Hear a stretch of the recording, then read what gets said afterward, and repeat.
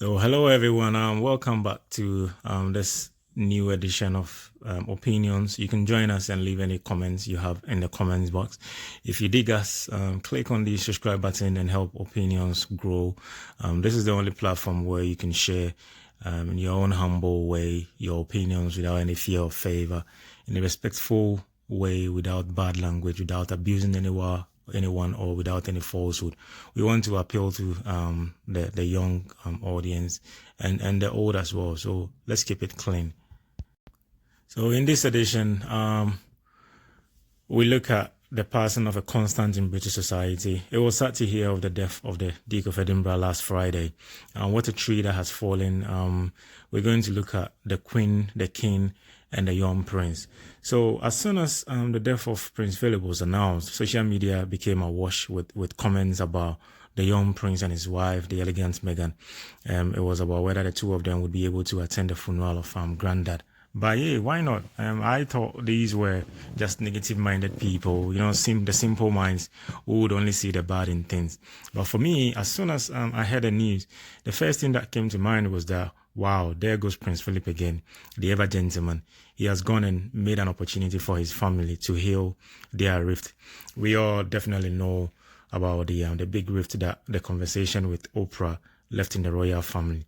I like this man a lot, and to me, I believe as an outsider himself, if he was still in his 50s or 60s, he would have protected the young Harry a lot and Meghan. And yeah, and I believe that it's a shame that he was really old and didn't really have that pace of life again, that life in him to have provided Harry with all the support and the constant protection that he would have required marrying an outsider. Yeah. So we already know that he himself came from Greek and Danish royalty, and he would have known exactly how Harry was feeling at every time, given that he would have probably felt exactly the same when he first married as an outsider into the British monarchy. So often people say that families fight all the time, and we always say that to people when they fall out with family members. Of course, that is true. That phrase is definitely certainly true, except that you don't really expect families to do certain bad stuff to you, and often when that happens, it creates a big rift, and it can break down the trust that you have from family members. If it's done to you by an outsider, you don't really mind, because outsiders you don't see often, so you can just go, yeah, let me just get it over and done with. But when it happens at home, when it's done by family members, sometimes it can break families for good.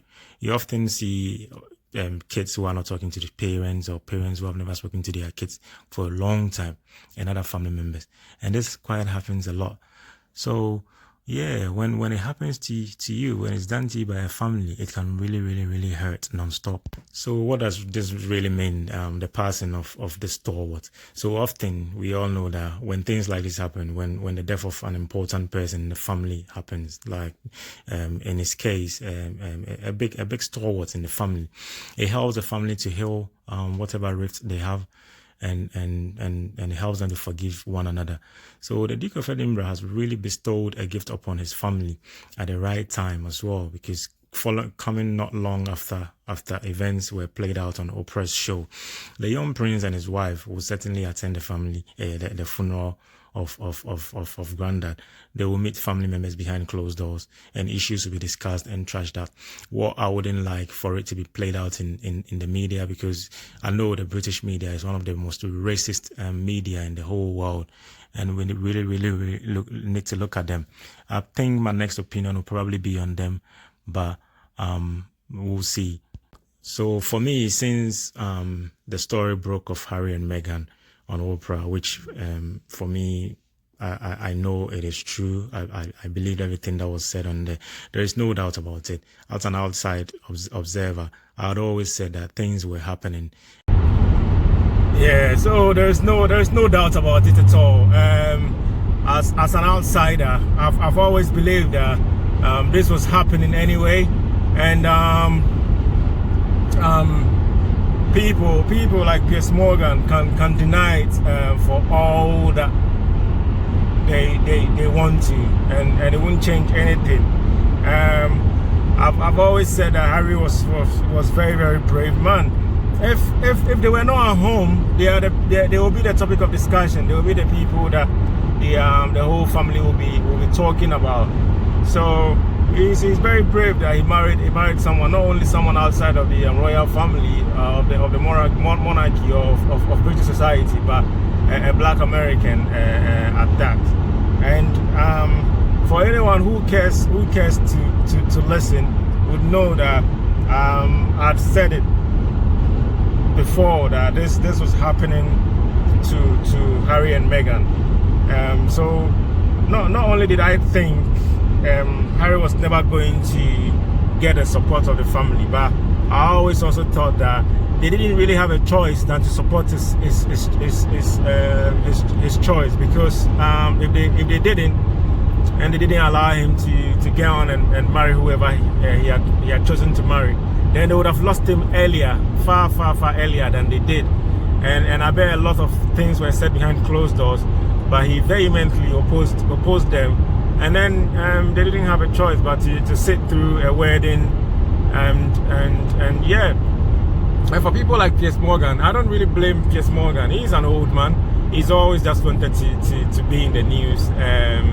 You know, he's that kind of a person, almost like he's an introvert, you know, who has always really wanted in his life to be an extrovert. But if naturally you are not born an extrovert, you can't really do anything about it. I know that feeling very well, you know, sitting on the fence and looking out at something that you think you can be, but obviously you can't be it, because naturally you are not that kind.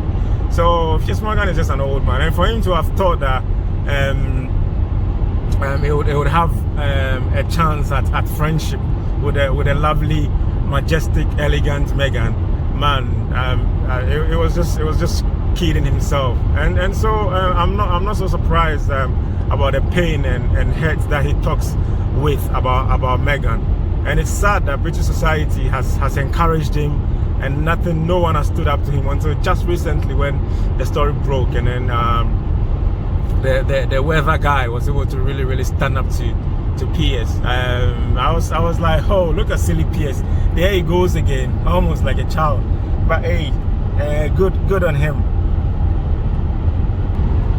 But he's not just the only one. The British press has always been like that. They've always been as racist as ever. I moved to the UK to live there in 2005, and as soon as I landed, I was so angry and annoyed at the way they reported on blacks and other ethnic minority groups in the country. It was so bad that say, let's go back to the days of Elijah Diop in Liverpool. Those were the days. They would report on Diop as if he was an animal, you know, as if he did things that no one else did. But then there were other people who did worse things, and who had done worse or similar things. Let's look at the Cantonas, the Roy Keanes, and they did stuff. But then look, like Rooney was put on a pedestal, and he couldn't do any bad. Look at all the stuff he did on and off the field, the liaisons he had off the field, the way his family had to suffer through those. But then yeah, the British press will never talk bad about those things. But for us, most what do you call it? Most underrepresented minorities who follow football in the UK, we saw Diop as a god. You know, he was one of the people who would never stand up for silliness from anyone on the field. He never let anyone get away with madness or anything on the field. He would stand up to you, and we saw him as a god for that, for standing up to these people. Look, there were so many black players who were like wonderfully good, but on the field, they are what do you call it? Their performance was almost curtailed, because they were afraid of what people might say. They were afraid of how the press will. So they couldn't really be themselves, because they were afraid of how the press will report them if they made a mistake. If they made a mistake that led to a goal or something, or the way their own press, their own fans would, insult and abuse them in other areas on social media and other places. So they couldn't really be themselves, and that was really sad to see. You know, for such players like Raheem Sterling to come out and call out to them. How old is Raheem Sterling? Raheem was pretty much a child when I first moved to the UK, and for him to then for a child like that to call them out, all because they reported on him unfairly. We knew that this was happening, and we had said it long ago. So I was not surprised. You know, Raheem, what did Raheem do? A young boy growing up, enjoying his life. He buys a house for his mom. Another white player buys a house for his mom. And nothing was said about that one. But then he was put in the press and reported upon badly and all that crap. Look, going back to Meghan. Meghan could do so many things, and the press would never report on her. They would not report on the substance of what she did. They would report on her. They would report on the fact that she was wearing a flat heel or a trousers to an event. And meanwhile, she would have gone to a women's empowerment conference or something, talking to young girls, talking to them about their role in the world, and you know, and what impact, what, you know, good they can do to society. But then compare their reportage to that of Kate, Duke of Cambridge. Kate could go to just a primary school somewhere and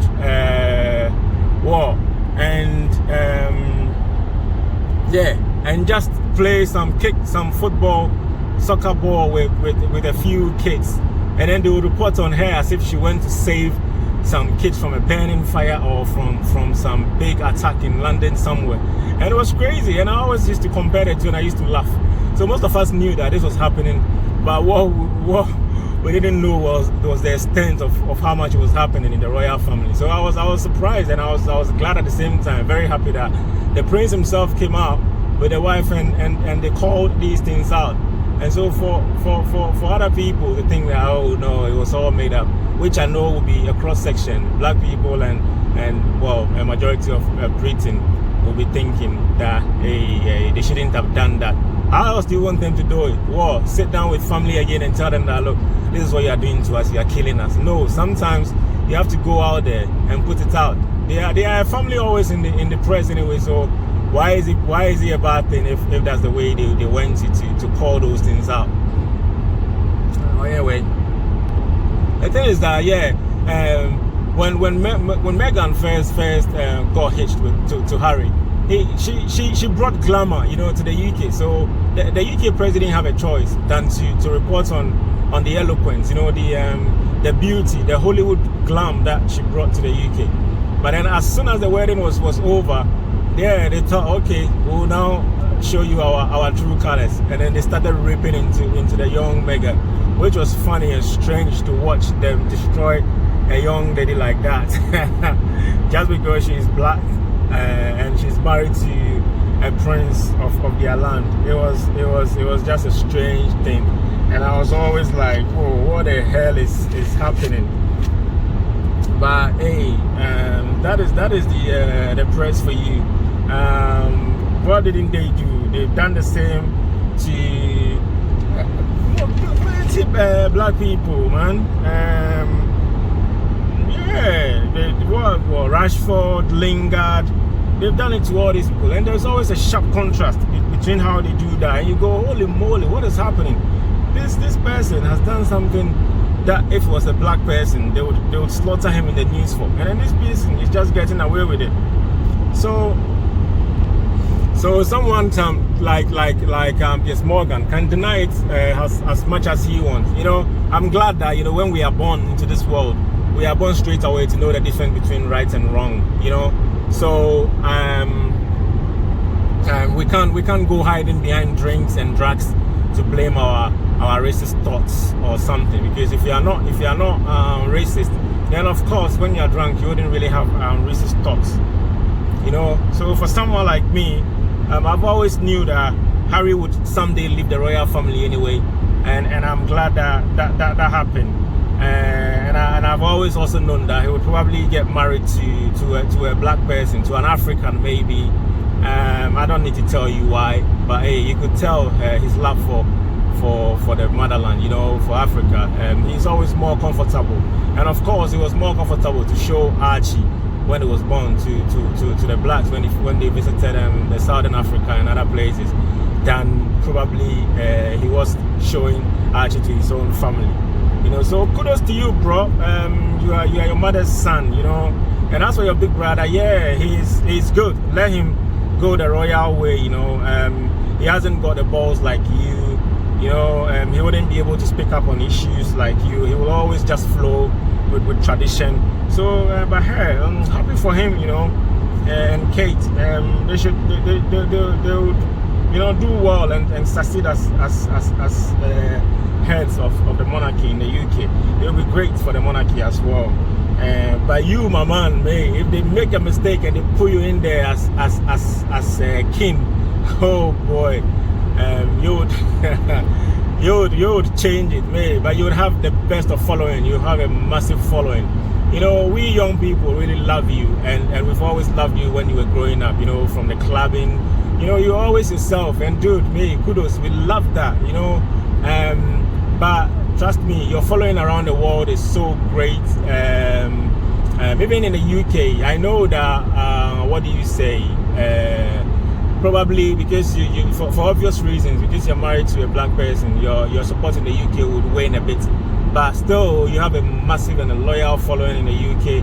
If not for yourself, just because of your mom, people still love you till you die. So, man, kudos, man. Keep pushing and keep doing all the right things. Yeah, so that's where we end another edition of the opinions. On opinions, we like to talk about real issues. You know, we like to let people know what is happening in the world. If you have opinions and you want to share them with us, yeah, you are welcome to do so. All we ask of you is just to be respectful, not to put falsehood out there. Tell it how it is. If you have strong opinions, don't be afraid to put them out through to us. We just ask for one thing, that you keep your peace to us, faceless. We don't want any company or any bosses to victimize anyone. We don't want anyone to lose their job because of their opinions, or be denied promotion and other stuff. But yeah, by all means, share them with us. Keep it respectful. Keep it nice. We do not entertain bullying. We do not entertain insults. We want the show to appeal to both the young, you know, and the old. And that is the only way we can do that. Keep it nice and clean. But call people out. You know, most of these things that happen in life, whether at the workplace, whether be it at school or at home or anything, sometimes people are killing you softly, but they don't even know it. So it's all about creating this awareness, you know. So when you talk about things, when you put things out there, you never know. They may be just ruffling through stuff on the internet, on YouTube, and then one of these days they will chance upon it, and they will be like, holy moly, this sounds just like a description of myself. I think I've been doing a lot of this to my colleagues at work or to my employees, and then yeah, lo and behold, that's it. You've touched them and you've changed. You've helped change their attitude. So keep it going. Kudos to everyone doing the right things in the world. People who are not hurting other people. You know, people who are taking good care of themselves and of humanity. Yeah. So kudos to all, and keep the good work.